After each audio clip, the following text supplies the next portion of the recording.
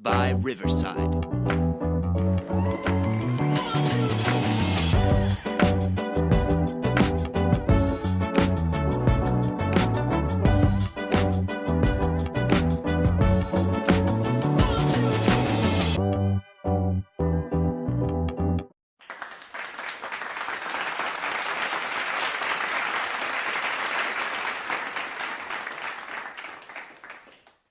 Welcome, everyone, to another episode of Who is Kyle Graham podcast. Of course, I'm your host, KG, Kyle Graham. Thank you for joining me this week. Program alert. Next week, there's no show. I'll be back up July 12th. So to everyone out there, have a fun and safe July 4th weekend. So like I said, no show next week. I'm back up at it 2 weeks after July 12th for another episode of Who is Kyle Graham podcast. And as always, to find out about upcoming shows, just tap the subscribe button on any of these platforms that you're listening or watching on. Obviously, you already know if you're watching or listening, but for others who don't know, YouTube, Spotify, Amazon Music, Apple Podcast, iHeartRadio, Deezer, and Who is Kyle Graham podcast.riverside.com. Heard something outside the window distracted me for a second. That is Who is Kyle Graham podcast.riverside.com. It's the summertime, so everybody's out, so you hear stuff. So just like distracted me real quick. So those are the platforms. Press the subscribe buttons. And I may or may not do maybe a small, quick episode out of nowhere, between now and the 12th, like a quick one. I don't know. Or throughout the summer, if I'm not doing it, or it's during the week, I might just do a little hello, pop up hello, or whatever. And got some stuff up my sleeve. Well, I'm short sleeve today because it's warm, but up the cuff part of the sleeve, I got something. So you never know. Again, thank you for joining me, and let's get started. And if you notice, since I started this podcast, I had topics and stuff that kind of run across my mind, and I may have conversation with others off camera about different things and so forth. And this episode I call Hip Hop and Provolone. And it's the exception that hip hop culture have with the Italian mafia culture. Like the casino movies, Goodfellas, Sopranos, all the O's. You know what I mean? Untouchables. It's not old, but it sounds like it. Al Capone, all that stuff, and just our obsession with. And I get it. I'm a big, huge, mafias, documentary like John Gotti and the Gambino family and so forth, and all the films. I love the documentaries and the stories behind it, and it's crazy. Someone, although they're on the wrong side of the law, immigrant, someone who's dirt poor became something, although illegal, but they did, and it's appealing and it's interesting. Similar to Scarface, even though it's not like a mob, but it's still like a gangster movie or gangster lifestyle or what have you. But in particularly, I was having this conversation about just why that we're so attracted to a culture of the Italian mafia culture, where if you watch the movies like a Goodfellas or Casino, watch the shows like Sopranos or Godfather, they don't really shine a positive light on African Americans. It's like we are the enemy of them, hands down. We're anything that goes bad is a black person's fault. You know what I mean? You know what I'm saying? You don't know what I mean. You want me to give you examples? Okay, follow me on this one. I'll give you an example. The movie Goodfellas. It's around the first scene when Henry becomes an adult, and him and Joe Pesci robs a truck, right? The driver comes out, he runs into the diner, and he said, "You can't believe this, 2 N-words just robbed my truck." Okay, it could have been anybody else, but you pinpointed us. All right, further, okay. Later on in Goodfellas, when Henry's talking to Karen, and Karen's worried about Henry getting caught and doing all this stuff, he was like, "I don't get caught. I know what I'm doing." You know who get caught? N-word stick-up men who fall asleep at the wheel. Right. So, it could have been used another word. And I'm sure, quote-unquote, we're not the only race that allegedly don't know what we're doing, but they don't pinpoint anything else. Sopranos do the same thing. Anytime something happened bad to Tony growing up, and granted he was in Newark around African Americans, but I'm sure there's other minorities there too, it always was with them, or it just randomly just throw us under the bus. For some reason, it's just we weren't. It's just we get crapped on, and as much as we in the hip hop culture revere that lifestyle of the mafioso and all that, they shit on us. Give another example: Godfather 1. When Vito sits down with the other heads of the 5 families, and they're discussing what happened with Sonny, and they're discussing, and one head of the family gets upset. That's why we keep the drugs in the dark neighborhoods, the colors, the blacks. They're animals anyway. Let them lose their souls. This is what they think of us, but we revere them, and we try to mimic them in the videos and all that stuff. And I get it, you like it and all that stuff, but we gotta be mindful. They don't like us too much in that particular bubble. That bubble, that cube, that bubble. They're not very complimentary of us at all. So I always wonder, I'm like, well, why are we complimentary of them? Well, they're not complimentary of us. You know what I'm saying? And it's something to scratch your head. And I remember someone pointed out, I think Wyclef brought this up on the Fugees album, that all these hip hop artists at the time, this is in the 90s, revered like the Italian mafia lifestyle when they don't like us. And they clearly don't like us. If you watch the movies and all that stuff, they really don't. They don't really acknowledge us. We're kind of beneath them. Going way back as far as Capone and Maya Lansky and Charlie Luciano and cats like that. So I always found that interesting that we kind of just revere them in the music and kind of just like show them love in their own way by kind of mimicking them. But the opposite side of that is that they, in the movies and all that stuff, the writer who's writing this, who sometimes is Italian or grew up around that, this is what they call us. And it's just less than. Even though it's based in truth, I would just find like, wow, this kind of, but we show them love when they don't show us love. I always found that kind of interesting. What do you guys think? Put in the comments what you think. Whatever platform you want, get at me. Get at me on social media. Get at me as Who is Kyle Graham at gmail.com. Any other platforms got the comments wide open. Get at me. Let me know what you feel about it. I just find it kind of interesting. I just don't get it looking back. It's just watching the shows in the movies and stuff like that. It was always something very degrading towards African Americans and what they say and what they consider us as. You're an N-word, you're whatever. It wasn't the respect that we deserved, because we had some stone cold gangsters out there, who went toe to toe with them, who could stand there. You have the Bumpy Johnson, you have the Frank Lucas, and so forth. But they always seen us as less than, and I always found out like, all right, okay, that was the times, whatever. But my thing was in the hip hop culture, especially when I was coming up, it was just this thing was revered. Same like with Scarface and all that stuff. It was like really revered, where they really didn't really dig us as the African American community. They didn't really feel us that way. Like, it was just anything that went wrong. Like I said, they would call us a derogatory term. No, they never say anything about Asians or Hispanics. Not as much as say about African Americans. You know what I mean? Like, it was just, I always wondered, I'm like, God damn, like, watching Sopranos, I'm like, God damn, dude. I was like, what does the creator have against African Americans? Like, my Lord. Like, they was just straight dropping in words like it's crazy against African, which I never understood. They'll do business, but we're still, like, less than. So I was just kind of curious on why do we revere them so much?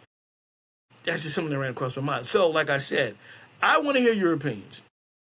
And I'm going to carry this topic and others as time goes on and people come on. I'm going to present this to them. But I want to hear what you got to say. You got the comments wide open. Tell me, get at me. Directly, indirectly, like this, through social media, directly to the email. And what do you feel about the hip-hop culture revering the Italian mafia mob lifestyle, when in the movies and so forth in real life they didn't really respect us at all. We were always less than. So, but yet we revere their lifestyle, we revere their hustle. But it was always known they never liked us. We were animals to them. You know what I mean? We were uneducated. We were stupid. We were lazy. You know, it's saying that conversation that Henry Hill said with Karen, you know, who falls asleep at the wheel. And we're sticker men. How they portray Samuel Jackson of the character Stax wasn't really like Stax. Like funny thing is, I came across information on Stax Edwards. It's on YouTube, like a mini documentary. It's like real mini, like 12 minutes. And he wasn't as dumb as people thought. He was a little naive, but he wasn't dumb or had they portrayed him to be lazy and falling. Like it was similar. Wasn't as what is portrayed in the movie. So do your research on that. But like I said, you agree, disagree, got the comments is wide open. Everyone has an opinion, but I thought I'd run that past you because it's something, the conversation I would have with others about that, on why we revere it so much, why it's like the Wu Gambinos and the Gambino family, when they won't even let us in into their family, you know, barely want to work with us. You know what I mean? So you got to be 100% pure this and not, you know. So I just found it interesting with that, that group of just the so-called mafia and mob that we revere in hip hop, but they don't like us too much. Although they love our music, but that little group there, they just always find out like they don't love us too much. So I don't know. Y'all guys let me know. Get in the comments, and I want to hear your opinions about that. All right, moving on. Following up from last week's situation with Carlos Mencia, California comedian Carlos Mencia pleaded not guilty to 12 felony counts related to his tax filings as he appeared in court for the first time last Monday. The funny man stood in front of a judge wearing a top reading Johnny Cash and large print as 8 members of his family, including his wife, Amy, turned up for his hearing. The court ruled his bail would be reduced from $250,000 to $50,000 after a request from his legal team earlier Monday. His attorney told this article his client was very depressed, very shell-shocked, and was sitting in jail over the long holiday weekend. That was back Memorial Day weekend. They added, it just didn't seem what he did, which isn't right. What it would warrant what happened here. It seems it was just overkill to toss him in jail for such an extended period over a 3-day holiday weekend. Messina's Encino mansion was raided on Thursday as part of the Los Angeles New Business Crime Unit hunting alleged tax cheat. The DA filed 12 felony accounts against, including six related to his personal taxes and the over 6 to taxes and the over 6 to do with business.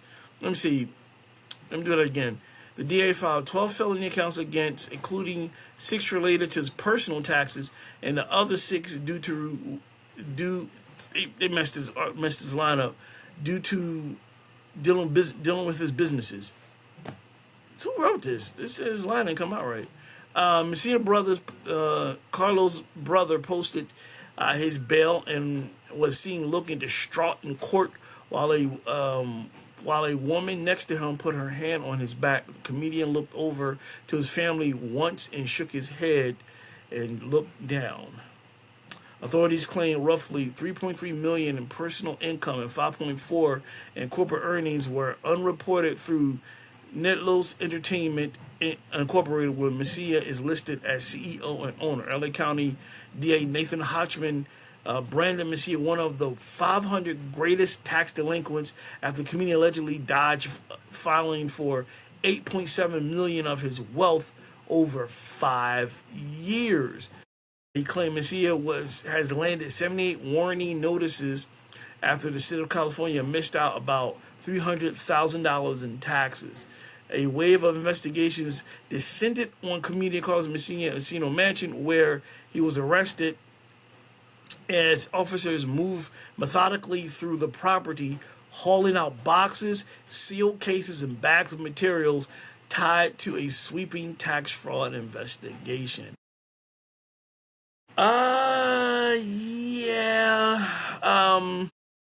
So, as this is happening, instead of performing shows scheduled at the Improv in Irvine over this past last weekend, the funny man remained behind bars. The Irvine Improv pulled promotions on the website of Mencia appearance at the club around 10 p.m. Thursday, replacing him with the comedian Francisco Ramos. Mencia's next scheduled appearance at Jimmy Kimmel's Comedy Club in Las Vegas was still listed on his website. He had 4 scheduled shows at the venue on June 24th through 25th and 8 additional appearances in July. Interesting thing is, I wonder if that other comedy club, Jimmy Kimmel's Comedy Club in Las Vegas, is going to cut ties with him, depending on, I guess, his availability, and if he's able to do it. That's very interesting. But he pleaded not guilty. Of course, everyone does, but if the proof is in the paperwork, and is there, you haven't done it, you haven't filed. I mean, I don't know how you would dispute that in situations like that. You know what I mean? Like it's all in paper. Like, you didn't file for X amount of years. We don't have it on file. What is your reason? What is your excuse? Is there fraud here? And they're going to make an example out of him. Definitely. It's going to be I think it's going to be much harsher than they treat other celebrities, because it continues. So for it to not continue this way, for high profile people, they're going to definitely, especially in the state of California, they're going to make an example out of him. And could you imagine showing up to the Improv in Irvine, the Thursday night, expecting to see Carlos Mencia, and you got someone, Francisco Barros. You never heard of Ramos. You never heard of him before. And I'm sure they paid a lot of tickets to see Carlos. Like, well, who is this guy? Now, one or two things. Either this guy made his name off that opportunity, or people didn't show up and they're kind of like, I'd rather see Carlos. You know what I mean? So, people pay a lot to see established comedians. They save their money. They expect to see a show of people who, their favorite comedian, someone that they like, and they get there and they're not there. But as time goes on, it's interesting to see what's going to happen with other shows and so forth.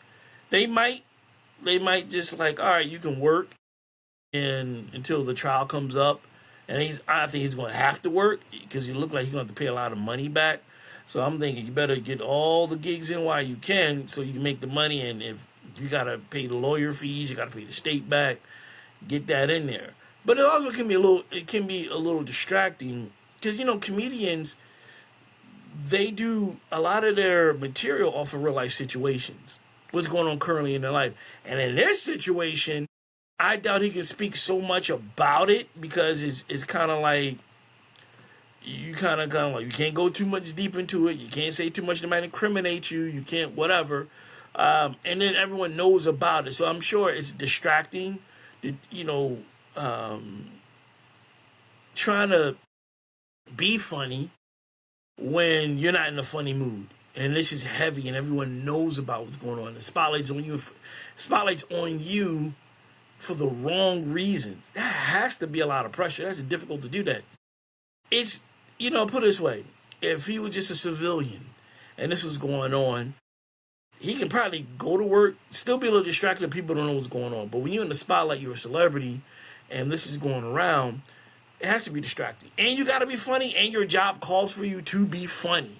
That has to be very stressful, because you got to change your material. Because like I said, a lot of comedians, for the most part, their material is based on what's going on in their life, what's going on in the world, and things of that nature.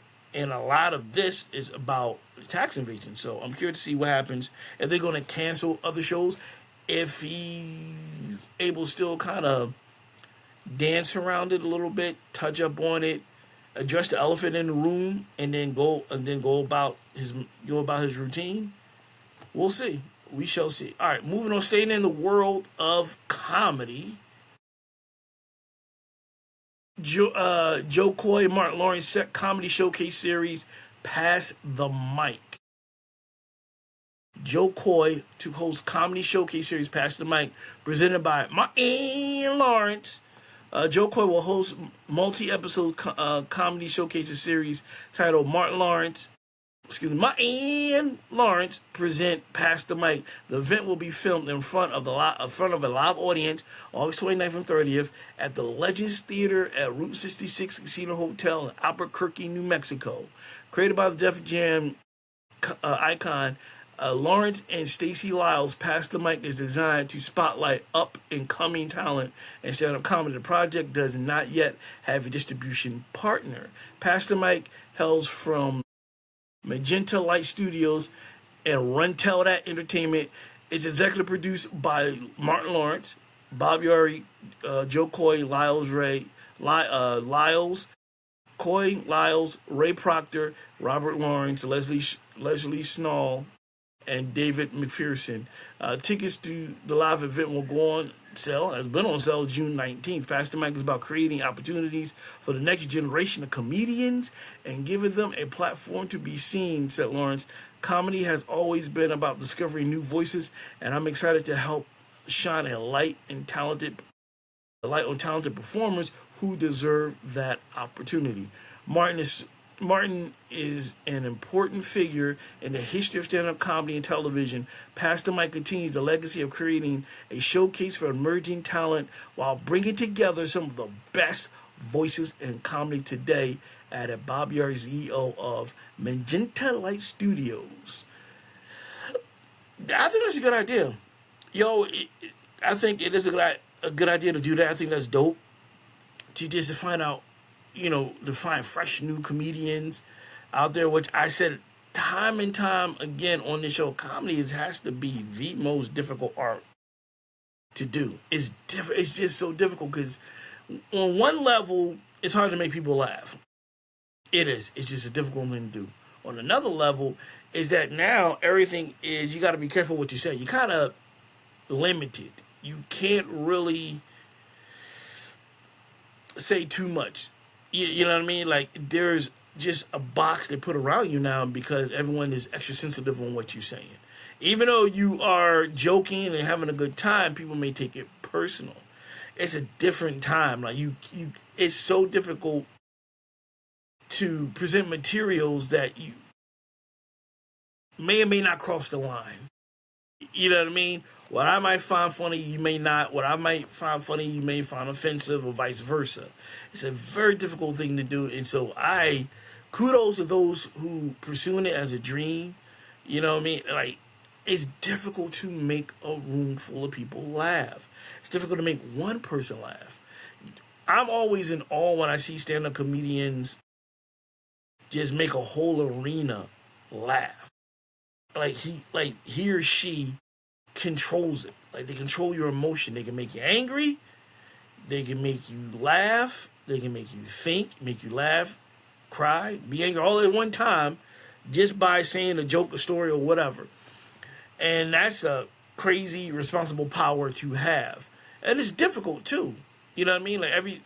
Everyone level of comedy is different. But I think it's a great idea to showcase this comedians who are trying to get out there, and it's limited and it's difficult, and to have this opportunity and Martin giving back to the art of comedy is dope. That's cool. You know what I mean? You might find the next big thing from this show, and people, going on there, male, female, black, white, or other, and that's cool. And in this day and time, man, we all need to laugh. You know what I mean? Laughter, it helps in difficult times, period. Sometimes you got to laugh to keep from crying. But I think that's a good idea. Hopefully we get to see it one of these days. It'll pop up on one of the streamers, Netflix or Hulu or Paramount Plus or Apple, or you never know, HBO or something like that. It has to, in my opinion, it has to be one of the streamers where you're not limited, where you can express yourself where you can say what you want to say, so to speak, without being nothing but bleeps. Because that's what it is. Comedy is expression, it's art. So we'll see. And kudos to him, man. Like, good looking out on Martin on that one. Man, but, and again, to those who do comedy, I tip my hat to you if I had one on, because that is a crazy art to do. That is crazy. And the funny thing is, because you may be funny amongst your friends and your family, does not mean you're funny to the world. Not anyone can go up on a open mic night and make someone laugh. It is difficult. And I always had this conversation. You're also not just trying to make people laugh and you got your set. You also at times got to fend off someone else who might be trying to heckle you. So when you're trying to fight off somebody trying to heckle you, you're trying to make people laugh, that's difficult to do. You know what I mean? Like, it's a difficult task. So if you're doing it, go out, do what you got to do. Go out to Albuquerque, New Mexico. Try to go for it. Hopefully you make it. And hopefully we get to see the show in a year. And get some good comedy, get some laughter. It's never a wrong time. It's never... I would say never wrong time, but it's always good to laugh. It's always good to laugh. I'd rather be laughing a lot than being mad and being stressed and being frustrated. So, you know what I mean? Like, it's good to laugh. It's healthy to laugh. You know what I mean? Moving on. All right, so we're going to go into the world of hip-hop. I got a T.I. double bubble, and I got a Jay-Z double bubble. We're going to start with something I found kind of interesting. We have Dame Dash challenges Jay-Z to release a diss record. Quote, "You should never have said my name." I did not. I did stumble this time, but first time I didn't. I said Dame Dash. Dame Dash wants Jay-Z to come at him with a bigger diss than his. After going on a rant in which he name dropped a bunch of people. Bunch of people. Let me bring it up here. Sorry, something popped up. Dame Dash, who's quite upset because Jay-Z, who's already dissed Dame directly, called out his former business partner and suggested he's willing to drag this out as long as he needs to. This is Dash saying this to Jay-Z. Quote, "What are you going to do, Jay? I'm challenging you to every single thing because you've been effing with me for so long. You've been pretending that you're that guy, and you're not," he said during an interview recently. He continued, "You should have never said my name. You should have never said my name," said Dash, who has repeatedly mentioned Jay-Z in interviews for years, despite the rapper mostly keeping his mouth shut in response. Quote, we could play games. You can snap. I really want you to give me a real good diss record if you still can. I want you to write it. I want you to perform it on your own. Or you could have Bleak with you. He's not your little man's anymore because he weighs too much. He's your heavy little man. I'm still in the same shape I was when I was in high school when I was fighting. I'm in fighting shape right now. Are you? You don't like it? I mean, yeah, he said, yeah, you don't look like it. You don't look like you're in good shape is what he's saying. Dash also used the interview as another opportunity to make fun of Jay-Z's hair, something he called out in his initial response to the freestyle. "You got to keep that stupid ass fro," he added. In the freestyle, Jay-Z appeared to reference Dame Dash without naming him directly. That Chatty Patty is down on his luck again. Jay Rap seamlessly referring to Dash proclivity to talk about his disdain for Jay-Z on the regular. N-words, teeth is tumbling out their mouth, and somehow I'm the one who done it. He rapped in another point of the freestyle reference to a viral picture that showed Dame smiling without multiple teeth in his mouth. It was whack. It was like a joke, but it was an old joke. He used my lyrics, Dash said in an interview. earlier this month, and I felt bad. I felt bad because I was, I felt bad because I was like, it must be embarrassing for him to now have to be on that stage, not the same version of himself, and still have to work at work at that age, because he has to. That's recently presented a diss record that took aim at Jay Z and Cameron, in which he suggested that both had doo doo breath.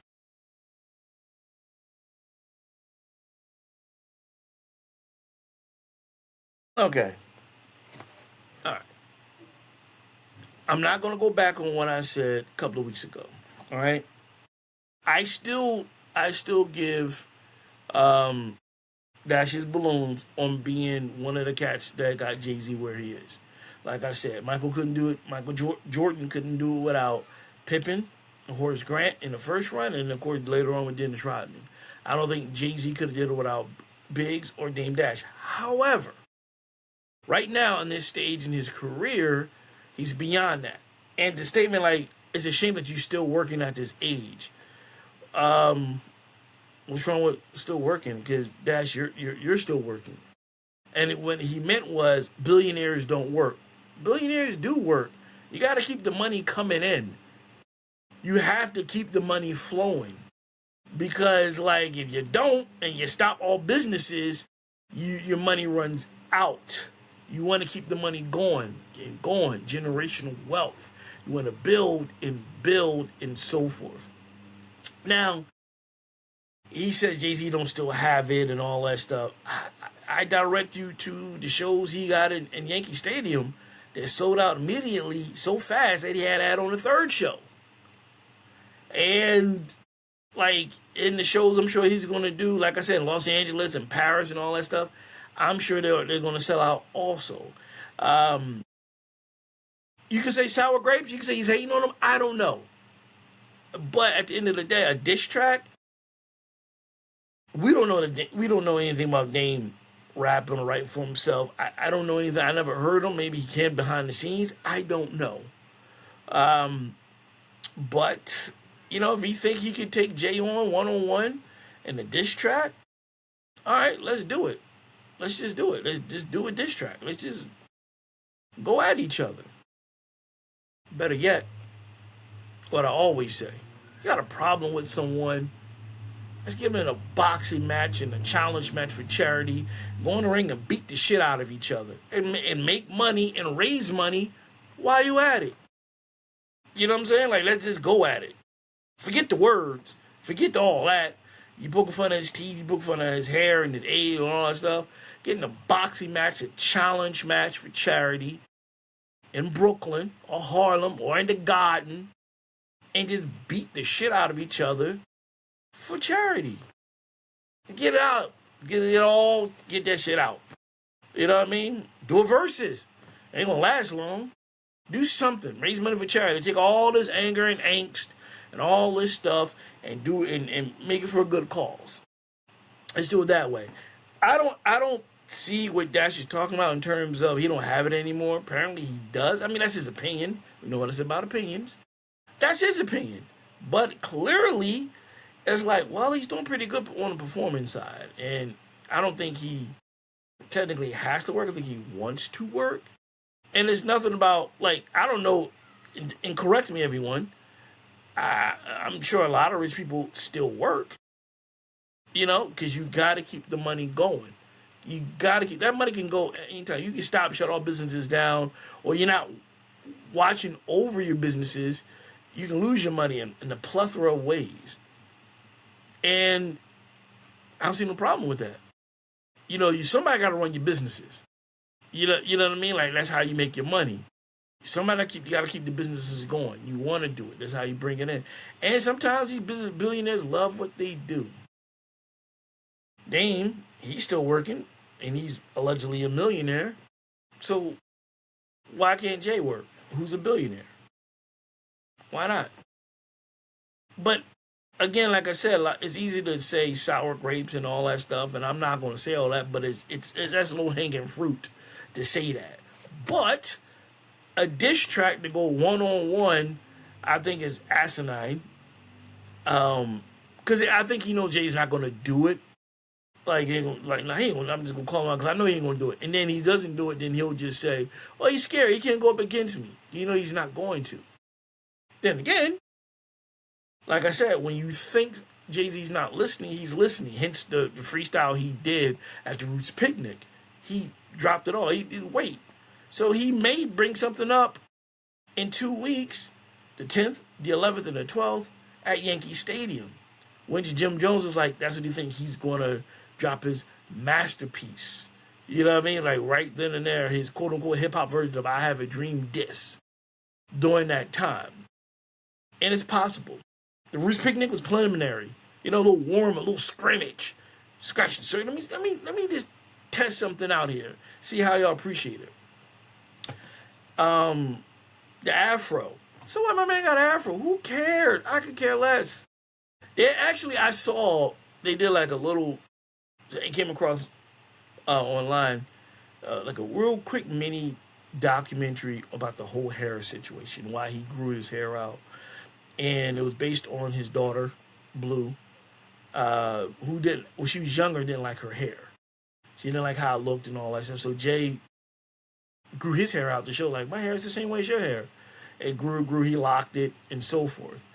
To pay homage to his father for the Roots picnic, they took his dreads out, which is like it's dope though. How they showed the whole documentaries online on YouTube, and Beyonce's doing it, and and it was kind of showing how it took him like 5 days to kind of unlock his hair, and he paid homage to his father who had an afro and so forth.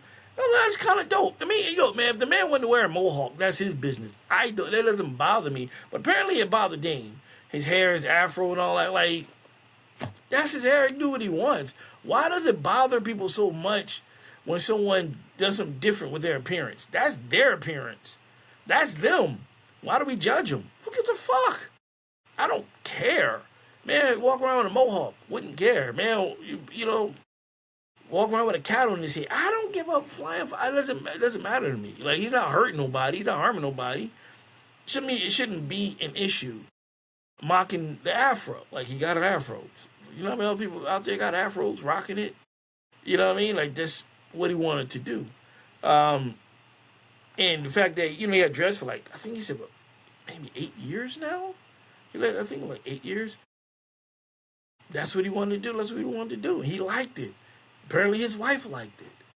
You know what I mean? So it's like, that's all his kids like it didn't matter. But like, this attack is just ridiculous. Like, dude, let that go. Focus on what you gotta focus on. You know what you contribute for him to get to get him going in this direction. You're a part of that. And I'm not gonna change my mind on that. I'm gonna give you your balloons on that. You did. But now it's like, all right, man, just chill. You know what I mean? Because it's not a good look, like just going at him. And of course, he's not going to say anything right back immediately. But it's just, it's ridiculous. Just, we don't need that nonsense. Like, and Dame always talking about blacks attacking blacks verbally and all that stuff. Well, you're doing it right now. Let that man do what he do. And yeah, he mentioned you because you mentioned him. That's how that goes. He didn't just randomly I'm gonna wake up and you talk. He kind of as kitty talk as this is, like kind of very kid like. It's like you started it first, you know what I'm saying, and which he did, and he just answering it back. He continuing it. I can imagine in 2 weeks when he's at Yankee Stadium what's going to come out. I'd be surprised if he don't say anything, but I think he will because he listens. Obviously, so we'll see. But a diss track, I don't know. And you and you diss Bleak. On top of that, was no calling them big. You have the right to be big. That's it. So what? I'm still fighting shape. And like, what are you talking about? You start rambling about fighting shape. So you want to fight? You want to be in fighting shape? Get in the ring. Get in the ring. Like I said, put some gloves on. And since you're in fighting shape, and fight for charity. Put the gloves on. Fight for charity. Get it all out. You go your way, he go his way. I'm just saying. I think that'll work since you're in fighting shape.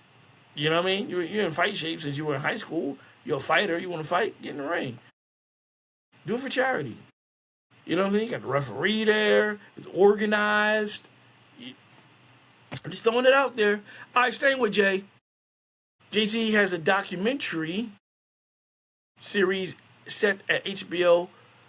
It's coming out later on this year. So Jay-Z sits down with Rick Rubin, legendary Rick Rubin, to talk about his music, lyrics, life experiences, and creative process in an 8-part documentary series, Jay-Z in 8, set to premiere on HBO this fall. Rubin also directing this series from HBO documentary films. Rubin and Jay-Z previously worked together.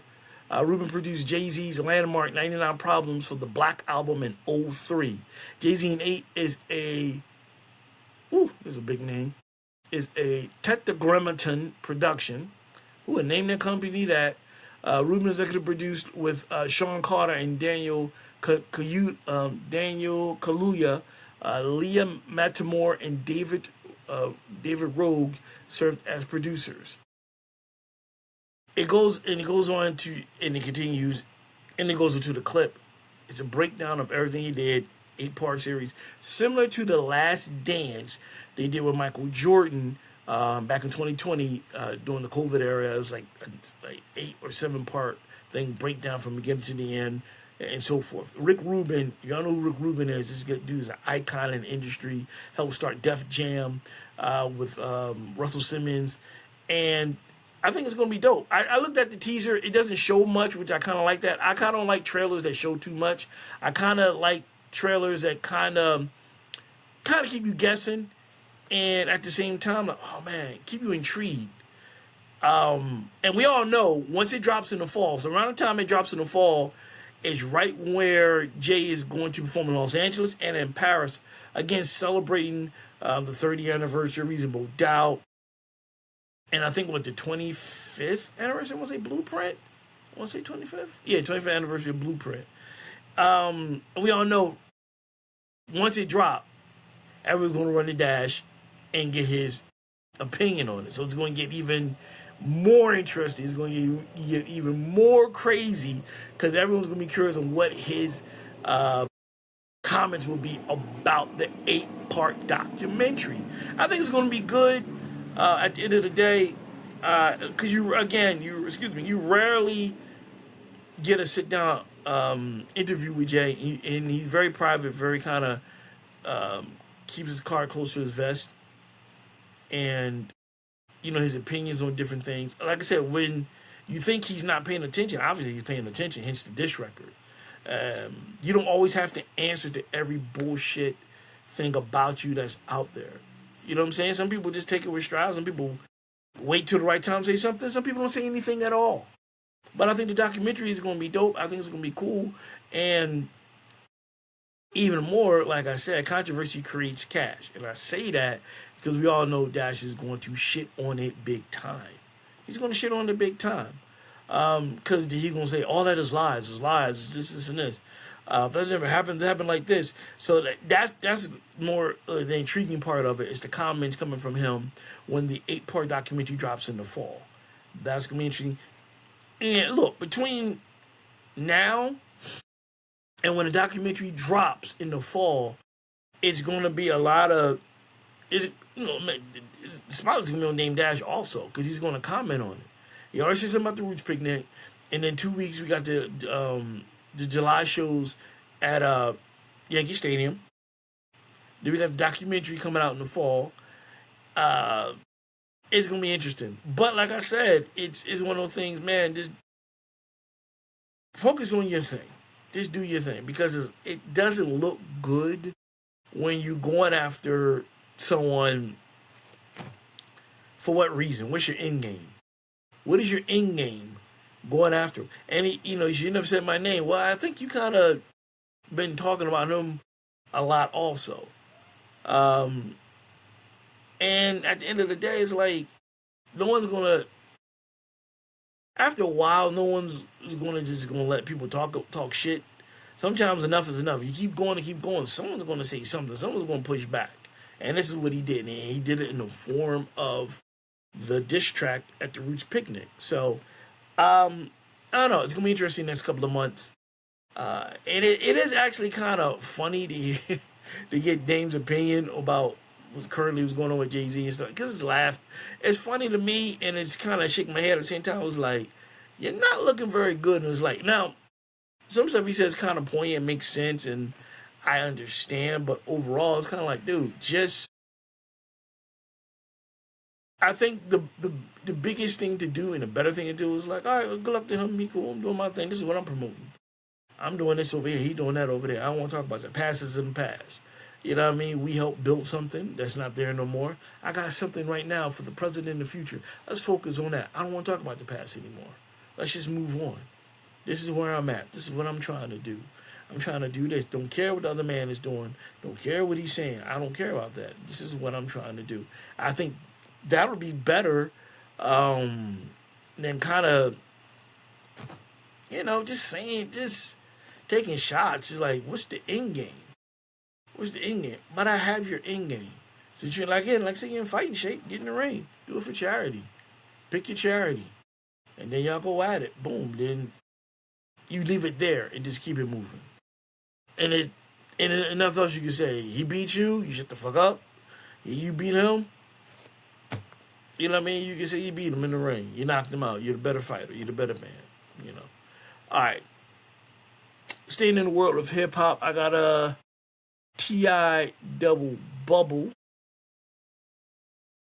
T.I. calls Verzuz poor people activity. Yes, T.I. really said it. The poor people activity line making his round is real, and it came straight from his mouth during a recent appearance on another show. While promoting his upcoming final album, the Atlanta rapper made it clear he has no interest in stepping into Verzuz. He did not say it gently. I don't want to indulge in that side of life no more. I ain't even interested, bruh. He said, ain't no money over there in that shit, bruh. That shit poor people activity. He doubled down on the age and pride of it all, adding, I'm 45. What I'm doing going back and forth with N-words, man. Like, what, bro? To celebrate music? I can do that talking about me. A room did not let it slide. The host and others, including Mark Lamont Hill, groaned and pushed back, arguing that Verzuz was never really about competition. They framed it as a celebration of artists, catalogs, and chance for fans to revisit classic records. After the pushback, T.I. softened slightly, saying he would only consider Verzuz if the right person and substantial payday was involved. But the poor people activity framing was already out, and it spread fast. The reason it stung is the history behind it.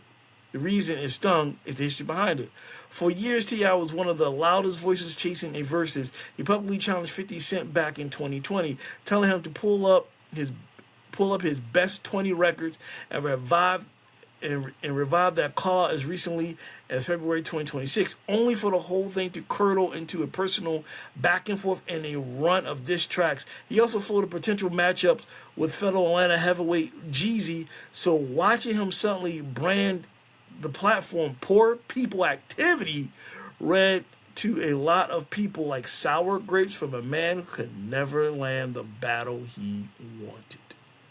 Timbaland, who built Verzuz along with Swiss Beats, reacted to the comment with a string of question marks.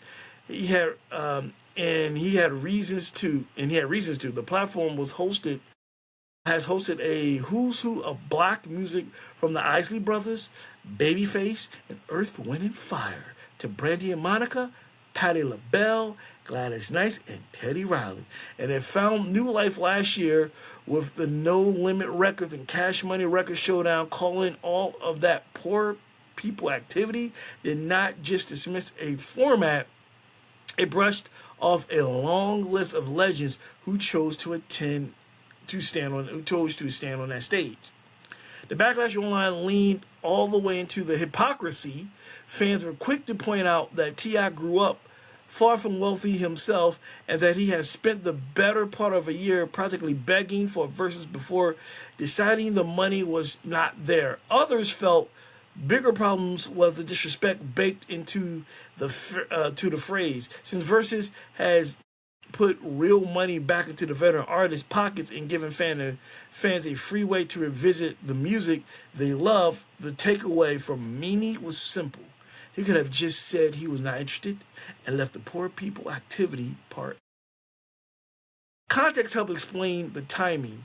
T.I., whose real name is Clifford Joseph Harris Jr., is in full promotion mode for the final studio album Kill the King, which came out June 26th. A project reportedly featuring Young Boy Never Broke Again, Summer Walker, Usher, 2 Chainz, and Jeezy. He also has been signaling a pivot towards comedy, directing, and legacy building, distancing himself from the battle rap energy that defined parts of his career.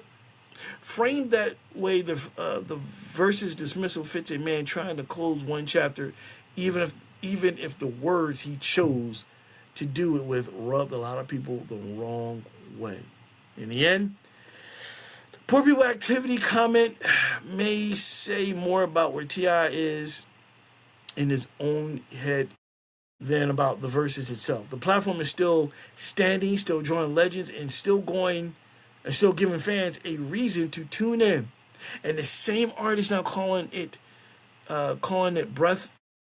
The same artist now calling it beneath him was not long ago one of the people most eager to get on stage. Whether Kill the King lands the way he hopes or not, this is the sound bite that traveled first.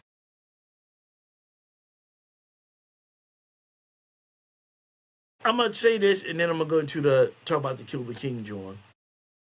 No, what? I'm gonna do I'm gonna do the Kill the King article, and then I'm gonna combine the two together. So it says T.I. dropped his final Kill the King, feature Usher, Dr. Dre, and Anderson .Paak. T.I. finally released the long-awaited 12th studio album, Kill the King. Besides being an Atlanta rapper, first full-length project in 6 years, according to him, it's going to be his final album released via Grand Hustle and Empire. The 18-track project closes out a 2-decade-plus rap career that started with him with I'm Serious in 01 and saw him break through into the mainstream with trap music in 03. The track list for Kill the King features an expansive list of high-profile guests, including Anderson .Paak, The Dream, 2 Chainz, Jeezy, T-Pain, Summer Walker, Usher, Young Boy Never Broke Again, interesting name, Zonanique, and Young Dro, among others. Also featured production from Pharrell Williams, who helmed lead single "Let 'Em Know." To coincide with the release of the album, T.I. is set to tour across the country starting next month as part of the King Sensation Tour, which I spoke about it on this podcast. All right.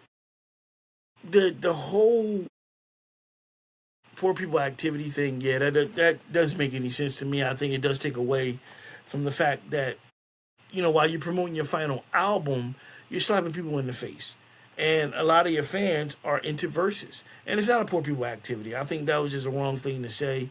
He meant it. I don't think it was a mistake. I think he actually meant that. And it's not a poor people thing. Verzuz, it's actually pretty good overall. I think I would tweak how they would do it, but I don't think nothing poor about it. I think it's a great concept. It's a brilliant concept that came out during a time in COVID where we needed entertainment badly, and Timberland and Swiss Beats put their heads together and created a great franchise, and that's still going today. I don't think it's poor people activity at all. I think it is a slap in the face of those who have done it, or those who are a fan of it, or those who created it. And again, like I said not too long ago, you were just begging to get on there, and you just kind of, dropped your pants and pissed on it, and that's wrong. And that is a soundbite people are going to take away from it. Right when your album just dropped 2 days ago on June 26th. And it takes away from that. It takes to say that kind of had the lasting impression people will have on you music wise about the Verzuz. It's just I mean, if you felt that way, you felt that way, but you got to be careful what you say because it is hurtful towards those who might be friends of yours, colleagues. Like, damn, I thought it was cool as shit. You gonna shit on me? And fans who enjoy verses. Kill the King. We'll see how well it does because if it does not do well, you definitely know people are going to go after him. You know what I'm saying? Like I said, it just dropped on Friday on the 26th. If you're watching this, I'm recording the show on June 28th. So it was only 2 days ago. And we'll see how well his tour does. At the end of the day, we'll see. But it's a slap in the face. I think that's just feel how you want to feel. But certain situations, you got to be careful what you say. And especially when you gotta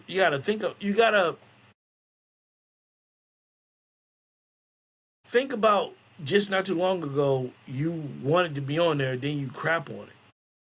Doesn't make sense. The optics look bad at the end of the day. Make that make sense when you just begging to be on there and trying to get the right person and you shit them. I don't know. I think Kill the King might be pretty good. It's a who's who on there. If this is the final one, that's cool. And listen, I'm gonna say this again. He's like, I'm 45. When I'm doing battling N-words. Number one, you shouldn't say the N-word. You shouldn't be doing N-word. You shouldn't say, well, I'm doing battling anyone. Or at least say motherfucker, something. Number two, who cares what age you are? Again, what the fuck is with the age limit on hip-hop? Did I just talk about this a couple of weeks ago? There is no age limit. If you got it, you got it. If you have nothing to rap, if you don't have anything to say, hip-hop wise anymore, then okay, wrap it up, you're done. No pun intended when I say that, wrap it up. But if you're done, you're done. Just like, all right, I got nothing else to say. And you just step away. It's nothing to do with age. Sometimes if you said everything you wanted to say, whether you are singing, writing, acting, you did everything you felt as though you did, like, it's not enough for me to do. I did it all. You step away. It has nothing to do with age.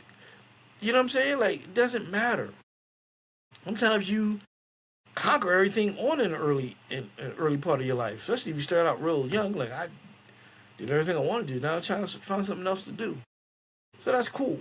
You know, you're done with the final out. You're done with hip hop for now, doing in terms of albums. That's cool. You want to get into comedy. You want to do everything else. That's fine. And hopefully you get the success you want with this last album. And the comment does not affect the tour or affect the album, because a lot of quote unquote poor people look forward to that activity. A lot of your peers look forward to that activity. Some people that's on your album was on Verzuz. You know what I mean? So I think it was just the wrong thing to say, and I was, I grown too. Like, come on, man. Like, it is a celebration of music. It is a fun thing. People to hear classics and people go hit for hit and just have fun and enjoy yourself and just, you know what I mean? Like, oh, I got this one. Oh, can you defeat this hit? Oh, and then at the end of the day, you know what I mean? It's all pounds and hugs and kumbaya and you know what I mean? And that's what it's all about. So there's I don't see the poor people thing at all. I think it's just about fun, and it should be based on fun. Period. It should be based on fun, hands down. All right. Moving on. And again, I think, like I said, it's just wrong. I was just wrong. I don't think that it's not poor people thing. That was just a weird comment to make. Period. Moving on. Snoop Dogg. What the fuck? Snoop Dogg has Snoopsicles. Snoop Dogg new frozen treat Snoopsicles. That's like saying Snoopsicles. Snoop Dogg is trading in his gin and juice for something a little more family friendly this 4th of July. He's sharing it with customers at select Costco locations across the country. The iconic Southern California-based hip-hop artist recently launched Snoopsicles, a new sherbet popsicle from Dr. Bombay, a creamery founded by Snoop and his son Cordell Broadus. Here's what you should know about Snoop Dogg's signature popsicle. Snoopsicles, created by Snoop Dogg, come in a combo flavor of rasped out or raspberry, cherry, and lime sherbet. The packaging states that they're made with real fruit juice, and no artificial colors. Each box comes with 24 bars and runs for $14.99 at Costco, according to a video posted on Instagram. It is an homage to Snoop's roots. Dr. Bombay is an homage to Snoop's father, who was raised on a Mississippi dairy farm, hand churning ice cream the old school way, according to the company's website. No shortcuts, just patience, care, and real ingredients. Years later, Snoop and Broadus opened a scoop shop in Venice, California, and distributed their fruit forward ice cream at Walmart and 7-Eleven. Aside from the Snoopsicles, its first popsicle offering, Bombay serves up several other flavors, including blueberry muffin, peanut butter and jelly, strawberry cream, tropical sherbet. Y'all call it sherbet. I call it sherbet. Orange cream, caramel apple. Damn, that sounds good. And Long Beach fruit cart, a nod to Snoop's hometown, about 25 miles south of Los Angeles. Quote, "It's a legacy remix," the company said on the website. Creamy ice cream meets bold sherbet. Nostalgia meets new energy, and every flavor is built to hit. Quote, "Because some cravings don't just pass," Dr. Bombay adds, "they're a part of the vibe." I think that's dope. And I always commend Snoop Dogg on his different streams of revenue. He just always innovative, and I think that's cool, man. Look, go try the popsicle. I gotta find them. I'm not near a Costco. I gotta find it. But $14.99 for 24 in the pack. That's not bad. Little assorted flavors and shit. That's what Snoop do, man. He's a businessman. He ventures out and do other things, and just not about music. Because sometimes, like I always said on this show or my previous show, fans are fickle. We get fickle. Sometimes we don't want to hear from you, and sometimes we do. And then sometimes the artist is like, I got nothing else to say. I know that this particular lane is getting kind of rocky and dried up. I gotta get other different streams of revenue in. And Snoop always the consummate businessman, with Skechers and Dr. Bombay and the rebirth of Death Row Records. Gotta get the different streams in. So if y'all trying to Snoopsicle, get at me. Let me know how the Snoopsicle tastes with the different flavors of sherbet. Sherbet. I say sherbet. I don't care if y'all correct me or not. I think it sounds more smooth than sherbet. Y'all try it. Let me know what y'all think. If I come across it, I'll let you know. You know what I mean? We let each other know. That's how we do it here. We let each other know. And be honest with me. If it's good, it's good. If it's not, it's not. Get at me in the comments and all that stuff. Let me know what y'all think about it.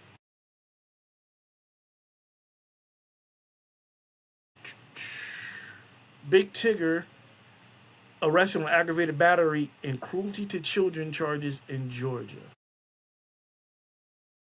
Big Tigger, former host of Rap City, got arrested following reports that he was under investigation for a domestic. Following investigation for a domestic dispute case involving his wife. Let me do this again. I'm sorry I had to pop up. Okay. Following reports that he was under investigation for a domestic dispute case involving his wife, radio host Big Tigger has been arrested on aggravated battery and cruelty to children charges. As reported, and it was confirmed, jail records show that the WVEE radio host, whose real name is Darian Morgan, was booked into Fulton County Jail on Saturday, June 20th. He was later released after posting surety bonds of $10,000, of which $9,000 was filed to the battery charge. The news comes less than 2 weeks after Tigger was named as the primary suspect in a domestic dispute case involving his wife, Alicia Brown. She later issued a statement clarifying that she did not call Tigger an abuser. Tigger also addressed the allegations and denied any wrongdoing. Quote, "I want to say categorically that these accusations that have been circulating are false," he said. And I was like, The story is still developing. I remember Big Tigger back in Rap City. Um, this could do a lot of damage to his career uh, on both sides. If he did do it or if he didn't do it. You know what I mean? Even if he didn't do it, the damage has already been done. No one will want to do business with him. And I would not be surprised, and within another week or so, that the radio station he works for drops him because they don't want that type of bad publicity. And even if he is innocent, he didn't do anything at all and is false. The allegations it's already been out there. You're done. Like that's it. And it's going to carry with you like a scarlet letter, even if you are innocent and these allegations are false. You know what I mean? That could put a mark on your name. And some companies jump to conclusions right away and just cut ties with you because they don't need that from the board and stockholders and nothing like that. They don't want that publicity. They don't want that, to carry over mess up business. So as he fighting these charges, saying these are false charges, I would not be surprised. I'm being serious. I hate to say this, that by July or sometime in July, that his company might suspend him and or release him because they can't deal with that type of publicity. Definitely, if he did show proof that he is guilty, but even though it's alleged and so forth, they might cut him loose. You know what I'm saying? Hopefully it's not. Hopefully he can clear his name on these allegations because it's horrible. Hopefully he didn't really do it. I don't know. I'm not saying yay or nay. But if it is false, hopefully he's able to clear and move on with his career and move past it and let it be in the past. Only time will tell, and we shall see. Normally, situations like this, even if you move past it, there's always someone's going to bring it up down the line. But hopefully we can move past it and he can go on with his career and it doesn't mar him for his life, the rest of his life. Hopefully it's true that he didn't do it. I don't know. All right. Doja Cat says leaked songs are not hers, but AI. None of it is me. A handful of AI-generated Doja Cat songs hit the internet earlier this week as she took issue with the fans circulating the tracks while slamming the use of AI. All of those songs that are leaking that they're saying are mine are AI. None of that is me, she wrote on X on Tuesday, June 23rd. Really disappointed in everyone thinking that's me. Like, fuck AI for real. I had the last for real on there. Anyway, a fan accused Doja of lying, to which the Grammy winner replied, "I'm not. Why are you? I'm not. Why are you lying to yourself?" With AI becoming a relatively new trend in music, fans may lack the literacy to discern. The literacy to discern which vocals are real and which are AI generated, while others seem not to care either way if they're enjoying what they are hearing. Doja maintained a love-hate relationship with social media, which she explained during a recent interview in March. Quote, "It's useless. It's a useless way to spend your time," she told in an interview. "It doesn't do anything for you other than entertain a part of you that was built during your childhood, a part of you that is stuck in the past." Doja Cat hasn't released a new single in 2026, but dished out an assist on Lotto's "Okay." Doja Vi LP arrived in September 2025 and debuted at number 4 on the Billboard 200. 30-year-old fans' favorite album, Planet Her, which peaked at number 2, who celebrates its 5th anniversary on Thursday, June 25th, after arriving in 2021. Two things here, which is interesting. AI has taken over big time. There's a lot of stuff I question when I see stuff online, if it's AI or not. Sometimes you can tell. Sometimes it can fool you really good. Like, is this real? You know what I mean? Like, I can't tell. And sometimes you can. And what's interesting is that, like, she's telling you it's not, and people calling her a liar. It's so funny nowadays when someone is telling you it's not them, and they say you're a liar. And it's like, well, we don't know that, and I'm sure they would know if it's not. Like, why are you lying? It is you. Like, they're saying they're not. So it incenses me when people are trying to defend themselves and like, that wasn't, no, you lying. Automatically, we just assume they're lying. You know what I mean? But when the shoe's on the other foot and we're trying to defend ourselves and people call you a liar, then you get upset. And it's crazy. If it wasn't her, it wasn't her. She's saying it wasn't. Like, all right, fuck it. She's saying it her. Why get mad? People get more mad when you try to defend yourself. Instead of just like, even though you know you didn't do certain things, and it's like you want to defend yourself. So, and it's like, well, I didn't do that, but I'll get more pushback if I say I didn't do it than say I did do it. And if I say I did do it, they're going to still shit on me. If I say I didn't do it, they're going to shit on me. So it's like 6 in one hand, half a dozen in the other. You can't win. So she's saying I didn't do it. Are you a liar? You're lying. And it's like, she ain't got to lie. What's the purpose of lying? It doesn't make sense. You make it make sense why she lying. You know what I mean? But AI is taking over for good and for bad. It is at times kind of hard to distinguish things when I see, like, you know, unless you really pay attention, you can hear it in the voice. It might be a little off. Even if you're watching a video or a man-made AI video, you can kind of see glitches or whatever. But it is taking over. And if she says she didn't do it, take her at face value. Like, all right, she didn't do it. Keep it moving. Going back and forth and arguing ain't going to solve anything. And she's like, I didn't drop anything. That's not mine. So, like, this shit is whatever. And it's possible she didn't, because everyone can do anything. If you know how to do AI, just drop it and, you know, just to do it. So, I don't know. I'm not a Doja Cat fan, so I don't know any of her music. But at the end of the day, it's like, look, if she says she didn't do it, let it go. I don't need to argue. She didn't do it. Like, that's it. I don't understand why you get mad when people try to defend themselves.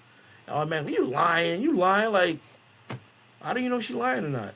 Like, you know what I mean? Then when somebody accuses you, and then they call you a liar, you don't like that. It's crazy. It's crazy. It is crazy. But do I think she did it? No, I don't think so. Because AI is prevalent. AI is just, like, everywhere. You know what I mean? And if she did do it and she lying, I don't give a fuck. That's her business. I don't care. Why should you? Lizzo's new album, Bitch, debuts to disappointing first week sales. The name of the album is Bitch.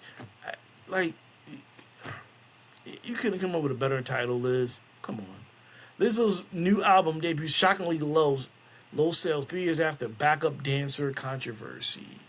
Unfortunately, as her signature #1 hit single indicates, the truth hurts when it comes to pop star Lizzo's new album sales. Bitch debuted to a catastrophic sales 3 years after she weathered misconduct allegations from former backup dancers that lied to a legal case, portions of which a judge ultimately threw out amid Lizzo's vehemently denying the accusations.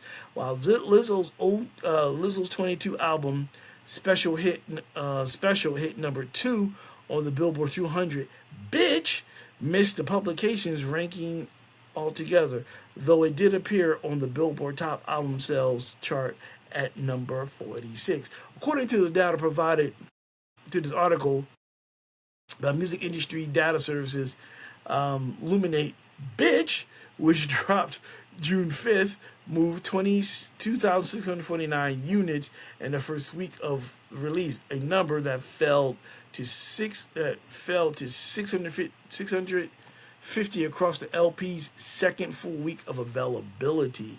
Those numbers are a far cry from numbers posted by Special, which debuted with approximately 69,000 in total units, including pure sales and streaming equivalent numbers.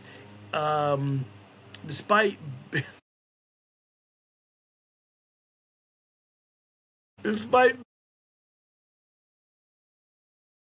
I'm laughing at the line about the despite bitches sales. Like, Like, really? Despite Bitch's sales, the 38-year-old singer has amassed huge success in the music industry since her breakout with Truth Hurts. Both first singles, About Damn Time, reached #1 on Billboard's Hot 100 song chart. Lizzo has notched other top 10 singles, including the Ariana Grande collaboration "Good as Hell" #3, "Rumors" featuring Cardi B #4. Her 2019 album "Cause I Love You" also hit #4 on the Billboard 200 album chart. The performer has won four Grammys throughout the career, as well as MTV Music Award for "About Damn Time" music video.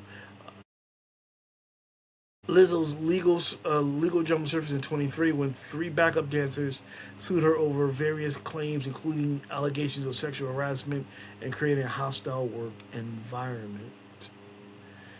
I don't think that has anything to do with it, quite frankly. I don't think people held that against her. I don't think a lot have. Some may have. I don't really think so. I think sometimes shit ain't good. Sometimes it's not what people expect. Some people want to hear the old stuff. Some people don't like new stuff, and it might be actually good. But some people just like, nah, I like Lizzo's older stuff. The music industry is very, very fickle and interesting. If you come out too much, they get tired of you. If you put too much time in between, they don't want to hear from you. So I think last time was like 23. This is like 26. It's tough. You can't be around too long because you kind of oversaturating everything, and people are just like, man, just go away.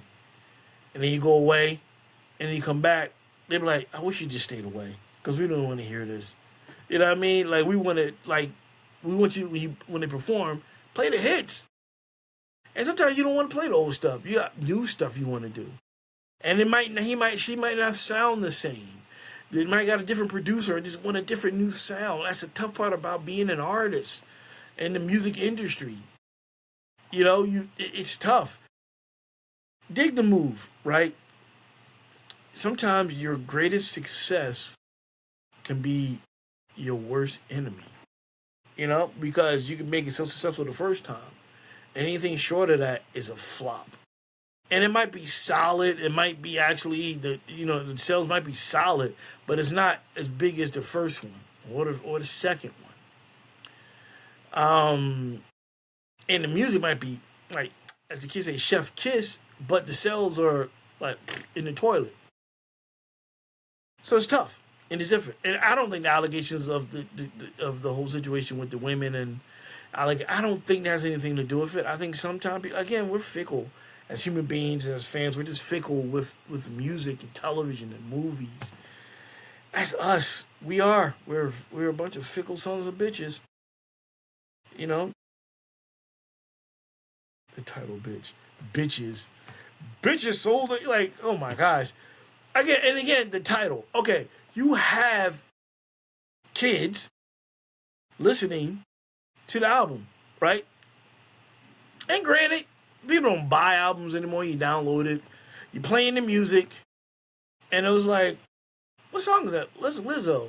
What? Like, that's Lizzo off her. Which album is that off of? So here you got this 14, 13, 12-year-old, whatever, kid is like, yeah, off the album, bitch. Yeah, and that kid wakes up 2 days later in the hospital from being pimp slapped by their parents. Number one, let's start with the title. I would not, come on. You could have came up with a better title than bitch. You know what I mean? And the Grammy goes to Lizzo for the album Bitch. Come on. Like, what are we doing here? What are we doing here? You might as well name this shit N-word. You know, come on. Like, what are we doing? Could have came up with a better name. Sometimes it starts with the name, folks. It's all in the name. Sometimes it's all in the name. I've been drawing the albums. Not because it's the single, but because of the name of the album. Like, that's kind of an interesting name. You know what I mean? Like, Common's album, one of my favorite albums is One Day It All Makes Sense. single. The album was like fucking classic. And I just remember hearing that title. I was like, man, I like that name. The Roots, one of my favorite albums they did was When Things Fall Apart. I like the name of that. You know what I mean? Sometimes it's all in the name for me, and maybe to others. When you got some shit called Bitch, it's like, ah, damn, dude. I don't know. But I don't think it's the allegation. I think people are just assuming that it is. I think it just sometimes we just call it what it is. It might not be that good. Some people might not be feeling it. Sometimes your time is up. You kind of play it out. You've been away too long. And you just like, I don't feel like hearing Lizzo. Lizzo came and went. And might not like the fact that she dropped a lot of weight. Yeah, a lot of factors go into that. I don't think it's really the whole allegations. That's that person's opinion. I don't think it is. I think it's other things, and sometimes the answer is right in front of you. It just may be album's just not good, or people just like is over Lizzo. They just over her, and there's nothing wrong with that. It happens. All right, one more before I let you guys and gals go. Lionel Richie, 77, cuts concert short after feeling dizzy on the first night of tour. The icon Lionel Richie cut the first night of his tour short 55 minutes into the concert on Wednesday, June 24th after falling ill on stage. The singer, 77, was performing Dancing on the Ceiling at the Grand Casino Arena in St. Paul, Minnesota, when he took a seat on a platform. The four-time Grammy Award winner telling the crowd that he was feeling dizzy and that he never previously performed the song sitting. Quote, when you're feeling dizzy, sit your ass down, he joked before sitting down on at a piano to perform 3 times a lady, and then taking on impromptu intermission.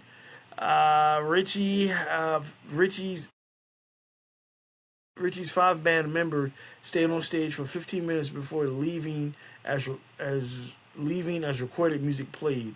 At about 40 minutes into the intermission, Richie's saxophonist Dino Saldo thanked the crowd for their patience and explained that Richie was feeling unwell and wouldn't be able to continue the concert.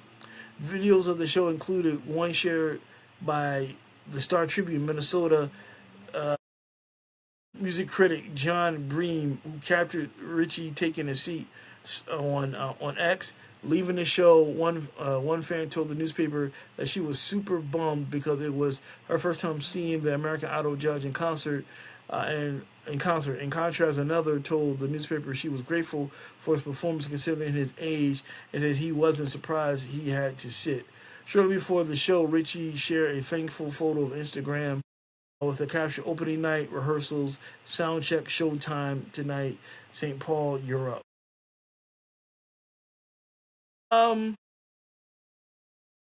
Let's get some. You can get sick at any age. The comment was like, "I'm not surprised doing this age he's sick." No, it doesn't matter. You're a human being. He could have been 17 and could have got sick. It doesn't matter age. It doesn't matter what age you are. You get sick or something happens. It happens. He got dizzy. Maybe he was overworking himself, preparing for a tour. A lot goes into preparing for a show. You know what I mean? And I've heard, whether it's a comedian, actor, or an artist, sometimes they overexert themselves getting ready. They just trying to get it right. And don't matter what race, color, creed, him or her, what age. Sometimes if you don't rest and just kind of pace yourself, you're going to burn yourself out, and that's a possibility. So hopefully Lionel Richie, gets better and he can finish his tours and do what he does best. And he's an icon in the business, man. His music is everywhere, and it happens. But I don't think it has nothing to do with doing man, his age. It doesn't matter what age. Stop with the fucking age, man. If you feel good, you fucking feel good. It doesn't matter. And if you don't feel good, you don't feel good. It happens at any time. Just because you're younger doesn't mean you can't get fucking sick. You know what I mean? Like it'll hit you when it hits you, and it's supposed to. That's what happens. It doesn't matter. I didn't think, oh my God, he's 77. I'm thinking he's a human being. He got sick. Life be life, and shit hits you when you least expect it. That's what happens. We're human beings. You know what I mean? You're not immune to shit when you're younger. It doesn't matter. We're immune to everything. It's gonna hit you when it's gonna hit you. He might not have been taking care of himself the proper way, preparing for the shows. It happens. You know what I mean? But at the end of the day, I don't Richie, man, get back out there and do what you do, baby. You know what I'm saying? Like, he's an icon. He's, a huge staple in music. A performer, a writer, the whole nine, from the Commodore days all the way through the solo career. So he'll get back out there. He'll do what he do, and you just gotta get some rest, get better, and that's it. You know what I'm saying? All right, that's all I'm saying for today on this week's episode of Who is Kyle Graham podcast. Remember, no show next week. I'll be back up July 12th with a brand new episode of Who is Kyle Graham. And remember, for notifications, I might do a little pop-up brief show between now and then.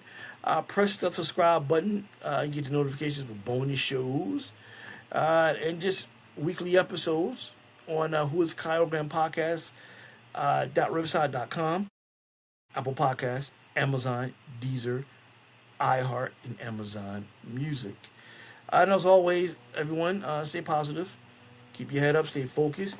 Do what you got to do. Try to keep positive people around you. If you're going through something, man, hopefully this show helps you get through it. Stay focused. Get at me. Get at me in the comments and all that stuff.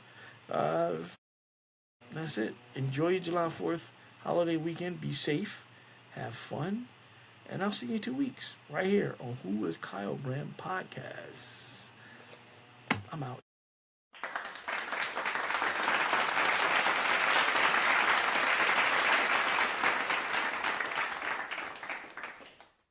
Another KG John Productions.